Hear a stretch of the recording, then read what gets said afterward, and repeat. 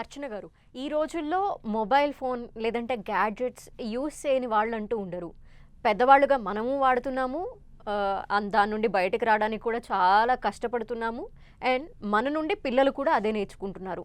దానివల్ల నేర్చుకునేది ఎంతుందో తెలియదు గానీ, దానివల్ల సైడ్ ఎఫెక్ట్స్ లైక్ కళ్ళు పాడవడం ఒకటి, లేదంటే దాన్నే ఎక్కువగా యూజ్ చేస్తూ పక్కన జరిగే వాటిని గురించి పట్టించుకోకపోవటం, సోషల్ అవేర్‌నెస్ అనేది తగ్గిపోతోంది. దీనిపై ఏమంటారు?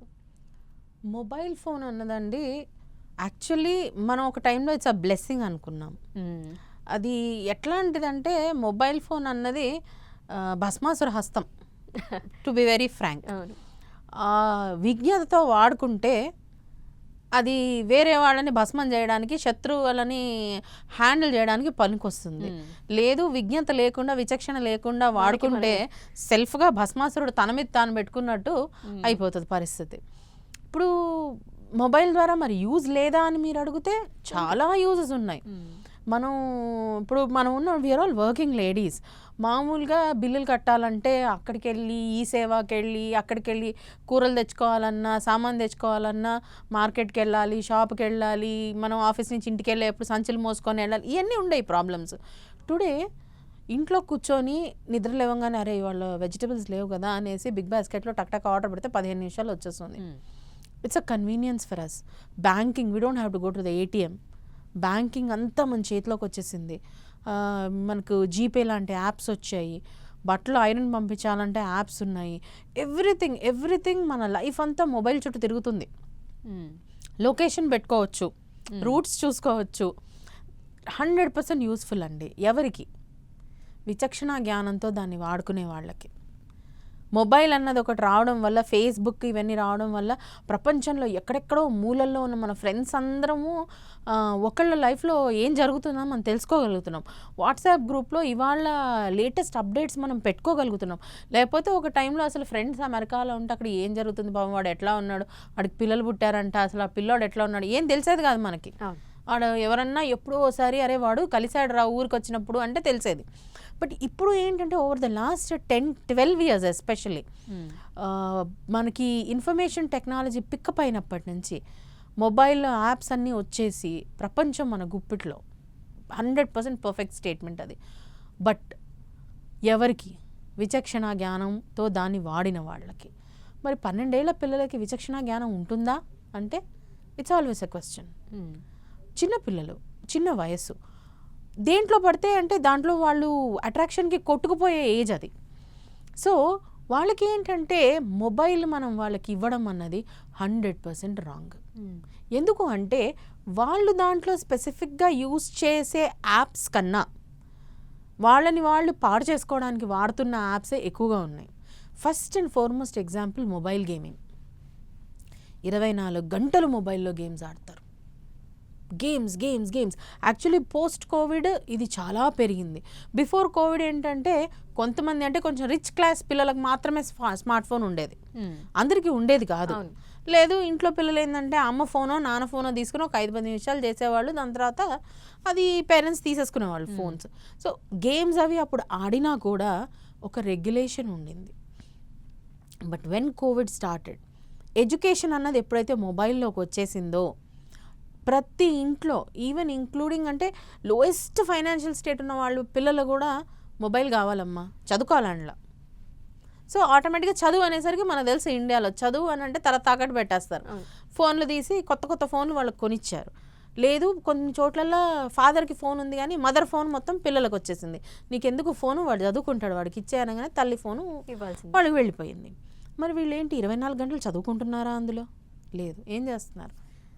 ఫేస్బుక్, ఇన్స్టాగ్రామ్, ఇవి మొబైల్ గేమ్స్. పబ్జీ ఆడతారు, బ్లూ వేల్ గేమ్ ఆడతారు.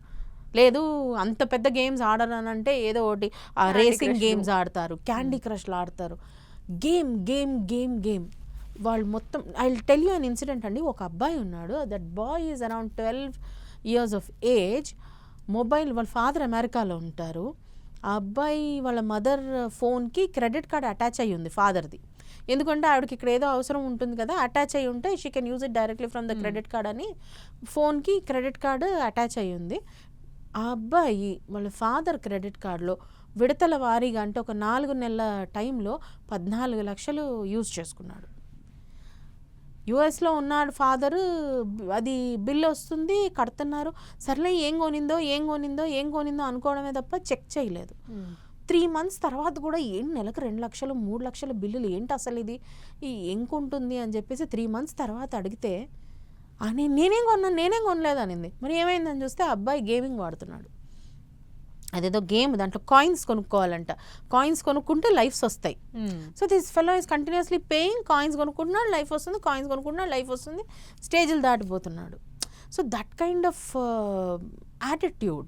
పిల్లలు అంటే అడిక్ట్ అయిపోతారు. పిల్లలు తప్పు కాదు. ఆ గేమ్స్ మనలాంటి వాళ్ళు ఆడితే కూడా, ఇప్పుడు క్యాండీ క్రష్ ఉందండి, ఆడుతుంటే ఒక లెవెల్ అయిపోగానే ఇంకో లెవెల్ ఆడాలనిపిస్తుంది, ఒక్క నిమిషం అనిపిస్తుంది, ఆడుతుంటారు. That is going to give this problems. అంటే ఒకటి ఫైనాన్షియల్ ఇష్యూ, 2 పబ్జీ లాంటి వాయిలెంట్ గేమ్స్ ఆడడం వల్ల వాళ్ళ మానసిక స్థితి బ్యాలెన్స్ అన్నది దెబ్బతింటుంది. వాయిలెన్స్ అంటే ఇష్టం ఎక్కువ పెరిగిపోతుంది. ఇంతకుముందు ఏంటి మనం చూస్తాము మూవీస్లో, ఓల్డ్ మూవీస్ అంటే ఇప్పుడు చిరంజీవిను బాలకృష్ణ వాళ్ళ సినిమాలు స్టార్టింగ్లో ఉండే ఇట్లా హీరో గుద్దగానే బుష్కా అని ఒక సౌండ్ వస్తుంది. దెబ్బ తాకదు, మనకు తెలిసిపోతుంది చూస్తుంటే, ఏదో ఉత్తగా గుద్దుతున్నారు అని తెలిసేది.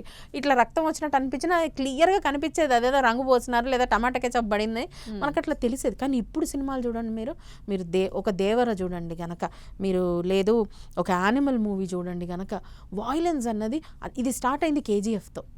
వాయిలెన్స్ అన్నది సంస్థాగతంగా ఇనికిపోయింది. ఆ వాయిలెన్స్ని పీపుల్ ఎంజాయ్ చేస్తున్నారు.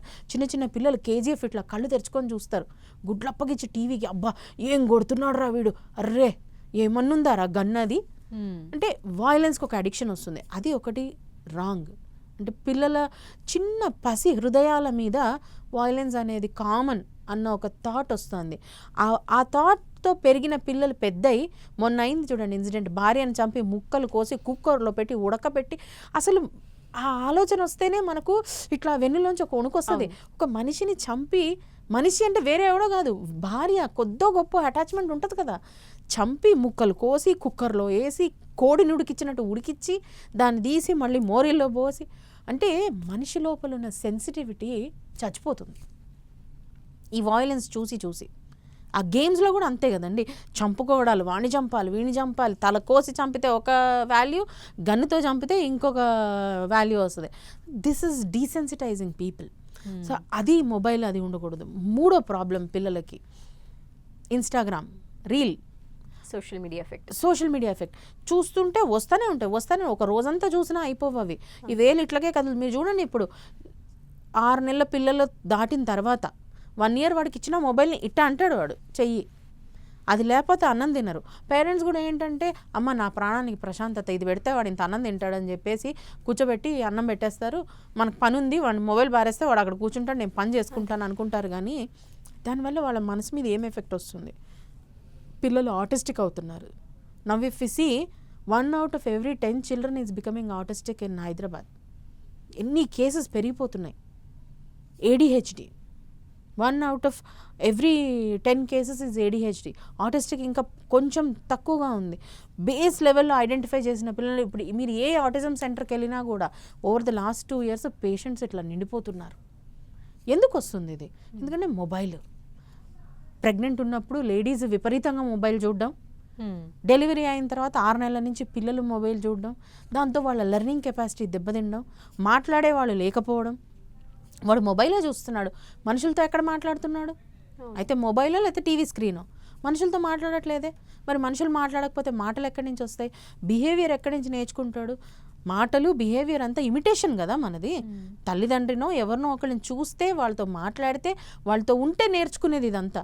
లేదు నేను ఓన్లీ టీవీనే చూస్తున్నానంటే ఆటోమేటిక్గా వాళ్ళకి లెర్నింగ్ డిజబిలిటీస్ వస్తున్నాయి. అసలు ఇప్పట్లో పేరెంట్స్ అయినా గుర్తిస్తున్నారా ఇది ఆటిజం కానీ ADHD కానీ ఇవి కామన్గా వచ్చినాయి అనుకుంటున్నారా? లేదంటే మనం అతిగా ఈ మొబైల్ గ్యాడ్జెట్స్కి వాళ్ళని అలవాటు చేయడం వల్ల ఈ ప్రాబ్లం వచ్చింది అని వాళ్ళు ఏమన్నా ఐడెంటిఫై చేసి మీ దగ్గరకు రావడం, కన్సల్ట్ అవ్వడం? ఇప్పుడు కొంచెం అవేర్నెస్ వస్తుందండి. కానీ అవేర్నెస్ వచ్చిన వాళ్ళు జాగ్రత్తలు తీసుకుంటున్నారు. బట్ ఇంకా చాలా there is a large chunk of population, అంటే ఒక 50 to 60% పాపులేషన్ ఇంకా వాళ్ళకి అవేర్నెస్ రావట్లేదు. కల్పించడానికి మేము ప్రయత్నం చేస్తున్నాము, కానీ రావట్లేదు. వచ్చినా కూడా అవుట్ ఆఫ్ కంపల్షన్, నేను పని చేసుకోవాలి కదా, ఏం చేయాలి మరి నేను?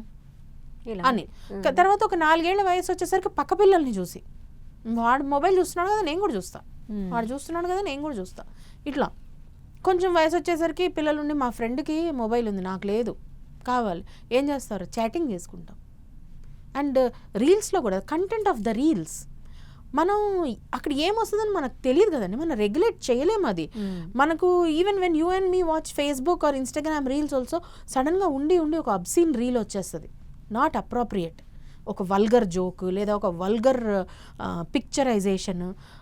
మనం ఏం చేస్తామంటే we have that sense, so we scroll it up. పిల్లలకి ఏం తెలుసు, వాళ్ళు అదే చూస్తారు, చిల్లర జోకులు వేస్తే వాటిని చూసి నవ్వుకుంటారు. ఎందుకు? And then due to this they think this is all normal. వాళ్ళ లోపల ఆ సెన్సిటివిటీ, ఆ హ్యూమన్ టచ్ పోతుంది. Now like you see Ranveer Allahbadia issue ఇప్పుడు ఏదైతే జరుగుతుందో, it's a very very prominent podcast. అవును, అట్లాంటి దాంట్లోనే మనకు ఇంత అసభ్యకరమైన జోక్స్ వేసుకుంటూ అది చిల్లర్ బిహేవియర్ అంటాం మనం మామూలుగా, దాన్ని గ్లోరిఫై చేస్తున్నారు. సో పిల్లలకి ఏంటంటే ఆ చిల్లర్ బిహేవియర్ గ్లోరిఫికేషన్ అన్న ఒక అలవాటు కిందకు వచ్చేస్తుంది. అండ్ వీళ్ళకి మొబైల్ ఎక్కువ యూజ్ చేయడం వల్ల వచ్చే ఫిజికల్ ఎఫెక్ట్స్ అయితే ఉన్నాయి.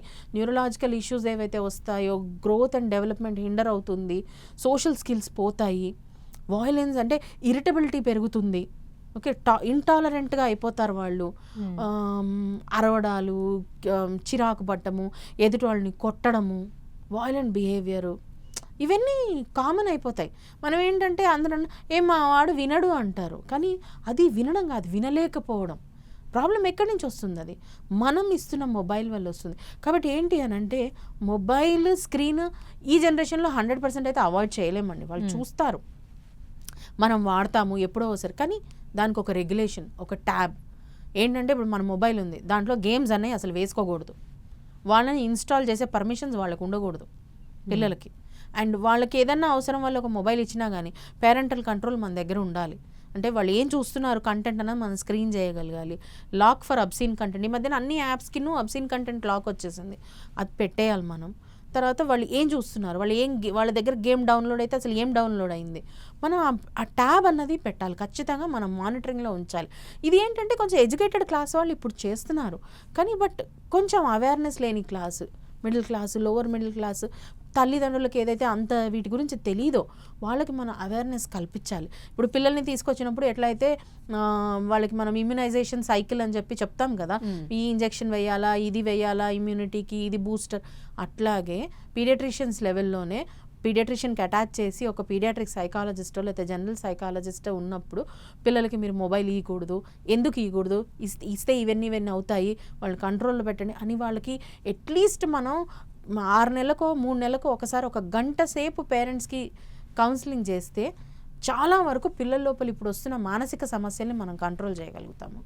మొబైల్ అన్నది ఫర్ దిస్ జనరేషన్ అన్అవాయిడబుల్.